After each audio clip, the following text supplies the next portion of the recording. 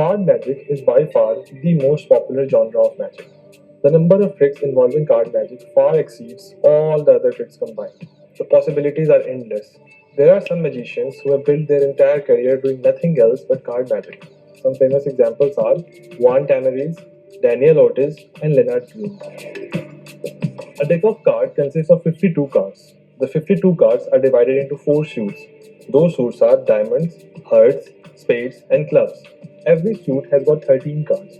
The 13 cards consist of 10 number cards which go from A, 2, 3, 4, 5, 6, 7, 8, 9, and 10, and 3 face cards called King, Queen, and Jack. Now, this 13 card configuration is common among all the 4 suits, and this combination of 13 and 4 gives us 52 cards in total.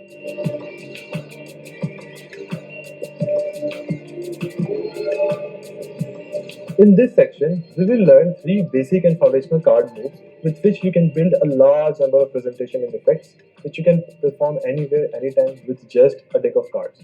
Those 3 moves are a force, a control, and a double lift. Let's get into that.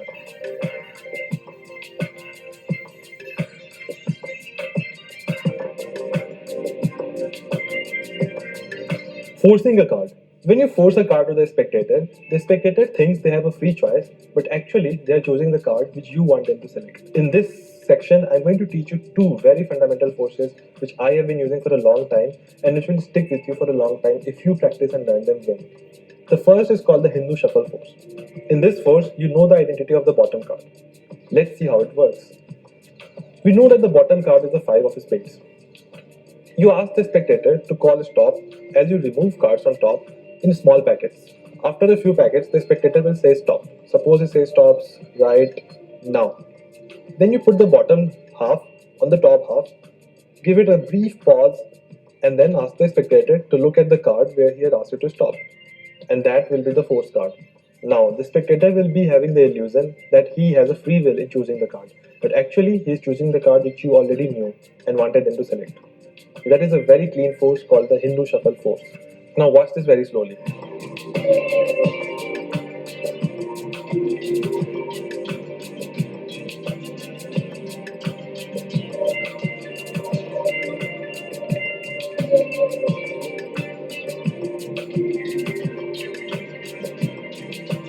The next force which we will discuss is a crisscross force. This is a very neat force which even the most attention paying spectator will not be able to catch. In this force, you know the identity of the top card, unlike the Hindu Shuffle Force where you know the identity of the bottom card. Now, suppose we know that the top card is a 10 of diamonds. You want to force this card to your audience. You will ask the audience to simply cut the deck into 2 halves. Once the audience has made their cut, you will place the other half on top perpendicular to the bottom half. Now you'll give it a brief pause and ask the spectator to check exactly at the card where they had cut. Now this is called time misdirection because here after a little bit of time has passed, the spectator would not be able to recall that the card he has been cut to is the top card. So here if you will check the card, it will be the top card which the spectator will select.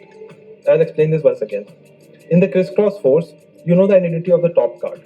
Suppose the top card is a 7 of diamonds. You ask the spectator to cut the deck anywhere near the middle and put it aside. You take the other half and place it perpendicular on top of the other half. Now, you pause for a while and you ask the spectator to look at the card where he had made the cut. And coincidentally, the point where he had made the cut, which they want to believe, will be the top card, which you already know is a 7 of diamonds. Now watch this very slowly.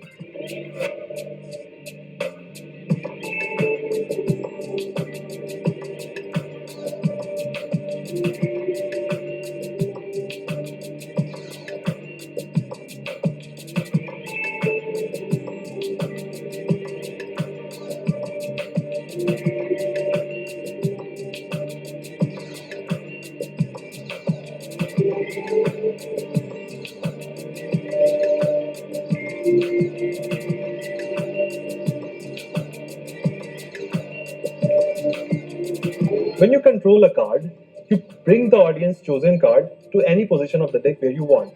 The most popular position where a card is placed in the deck is the top of the deck. Now the spectator can choose the card, replace it in the middle anywhere he wants, but you can control the card and bring it to the top while giving the impression to the spectator that you are shuffling the deck. Now if you'll see, as I snap my finger, the card jumps to the top.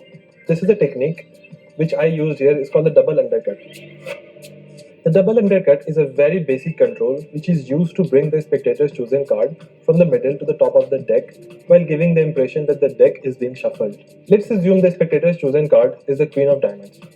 The spectator places the card at the middle of the deck and loses it there. Now you bring your thumb, you close the deck, but from behind you take a small brick in the thumb. Now you take one small packet from the bottom, put it on the top. You take another small packet from the bottom, bring it to the top, and you will see that the queen has jumped to the top. I'll do this again in slow motion. Observe very carefully.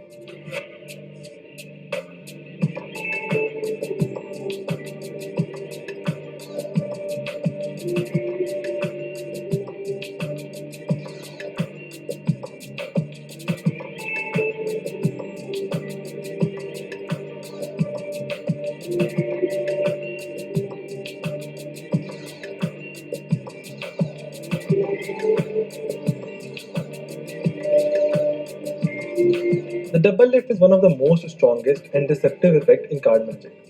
In double lift, you display two cards as one. The Queen of Clubs is displayed here, while actually it's the J of Diamonds. Now, there are two ways to display this card.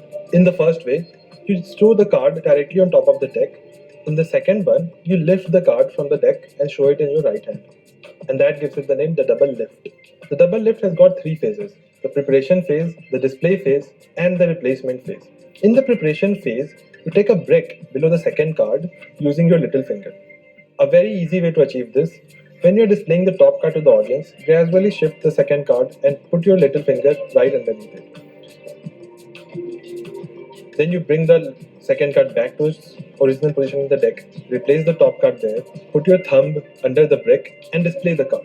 Now the audience believes that you have got only one card in your hand, which is the Queen of Clubs, while in reality you have got two cards, the Queen of Clubs and the J of Diamonds. Now in the replacement phase, you replace this card back on the deck. The audience believes that the top card is the Queen of Clubs, while in reality the top card is the J of Diamonds and the Queen of Clubs is the second card. Now watch it again, very slowly. The preparation phase.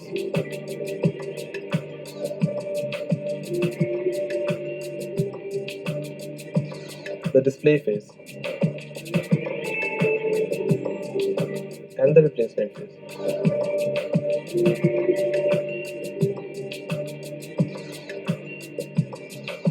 Combining the double lift with a control can give you a wide range of possibility for tricks which you can do.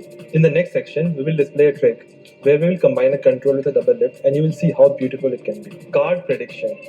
In card prediction, you make the spectator select a card by their free will and then you read their mind to divine which card they are thinking of. Now, you guessed it right, the method which we will use here is the force. Let us assume there is a spectator. You ask them to say stop wherever you want. Before you give them this choice, you look at the bottom card and you know that the bottom card is the 8 of clubs. Now, the spectator will say stop whenever he feels like. Let's assume he says stop, right, now. Then you replace the bottom half on the top half, give a little pause, let the spectator see the bottom card and make them believe that this is the card which is selected by their free will. Let them register this card in their mind and replace the deck, put it aside. Now, you ask the spectator to think of the color of the card. You say red, black. Look in the eyes of the spectator and say in a very calm voice, I can feel the color which you are thinking of is black. Then you ask the spectator to visualize which suit are they thinking of. You say spades, clubs. Then you look in their eyes and say, I am receiving clubs from your mind. The spectator will be surprised. Then you ask them to think of the value of the card. Now we have got 13 possibilities and here things get interesting. Now you say, I am going to read your mind, I am going to read your expressions while I count from A to K. And you go like this: A, 2, 3, 4, 5, 6, 7, 8, 9, 10, King, Queen, J. Then you take a little pause and you say, the number which I receive from your mind is 8. The spectator will be amazed by your ability to read his mind and you will feel very happy. Now you can combine this effect in any story which you want. The mind reading story is just one of the many possibilities. You can have a card sealed in an envelope, a duplicate of the card which you are forcing on the spectator, and tell the spectator you have already predicted in advance which card that the spectator is going to think today. You can hand over the envelope and the spectator will be taken aback by seeing an exact duplicate of the card which is selected. So the possibilities with this trick are infinite. You can visualize and create any story which you want, and you can present it to the spectator in your own unique way.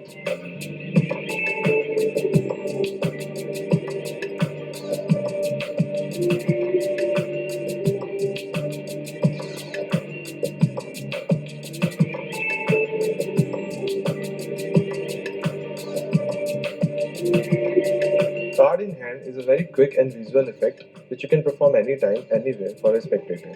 This is a very simple effect, and the beauty of this is that the effect happens in the hands of the spectator.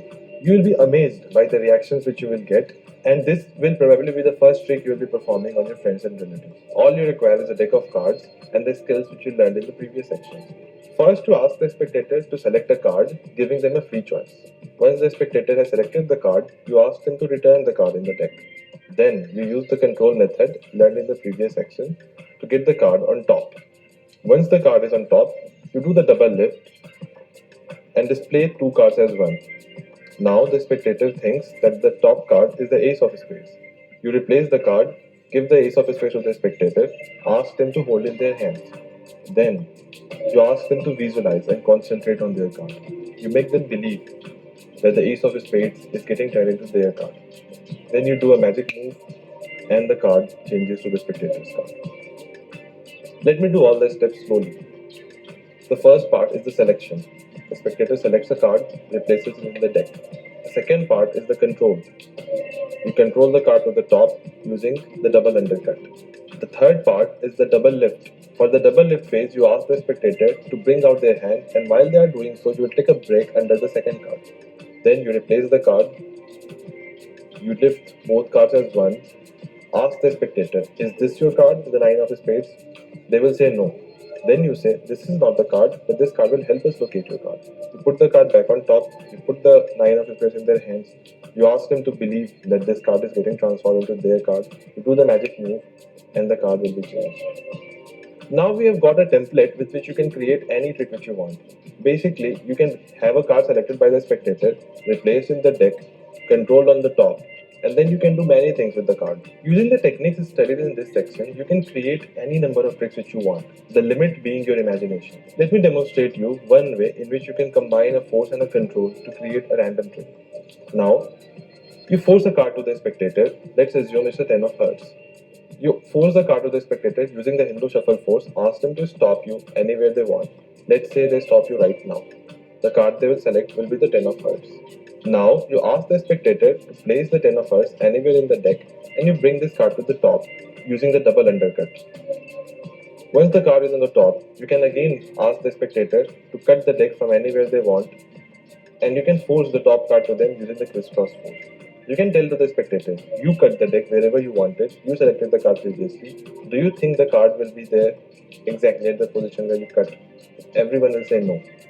And now you do the magic moves, and when the spectator will check, his card will be right there.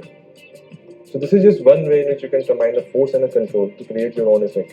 In the same way, you can combine all other techniques and come up with new ideas and create your own things. One of the books to check out on this subject would be Card College by Robert Giobbi. It has got lots of ideas of creating your own tricks, of many more techniques which you can perform and delve deep into this subject.